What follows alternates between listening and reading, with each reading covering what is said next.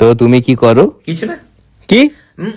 না মানে আমি নিজেকে এমন করে মানে তৈরি করেছি, মানে আমি এমন একটা দর্শনে বিশ্বাসী, আমি একটা মতধারায় বিশ্বাসী যে আমি কি করছি এটা আমি ভাবতে চাই না। আমি যেন ভাবি আমি কিছুই করছি না। তো আমি ওই দর্শনে বিশ্বাসী যে কিছু না, এরকম একটা ব্যাপার। খুব দারুণ চিন্তাধারা। Thank you, thank you. তো এমনি কি করা হয়? দেখুন, কোথাও না কোথাও আমি বিশ্বাস করি। আরে ধ্যাৎ, কি করো বলো তো?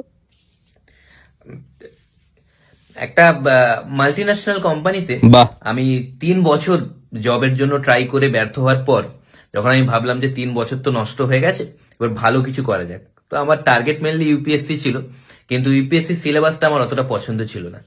তো আমি ডাব্লিউবিসিএস এর জন্য আমি ভাবলাম ট্রাই করবো। আর ডাব্লিউবিসিএস ও কঠিন, তো প্রথম অ্যাটেম্পটে হবে না আমি জানতাম, তো ডাব্লিউবিসিএস আমার প্রথম অ্যাটেম্পটে হয়নি।